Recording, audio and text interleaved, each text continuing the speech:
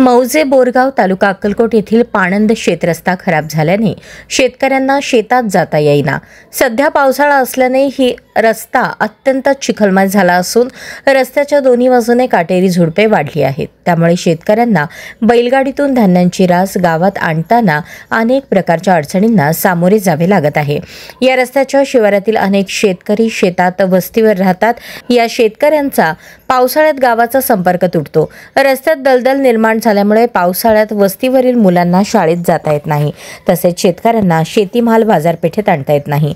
पावसाळ्यात वस्त्यांमध्ये आकस्मिक एखादी दुर्घटना घडली तर गावाला संपर्क साधता येत नाही किंवा आपत्कालीन घटना घडल्यास वेळेत उपचार घेण्यासाठी दवाखाना गाठता येत नाही।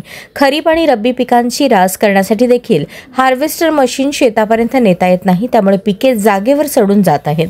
बोरगावातील सर्वात मोठा शिवरस्ता आणि जुन्या शेतशिवारातून जाणारा वळसंग रस्ता म्हणून देखील या रस्त्याला ओळखले जाते।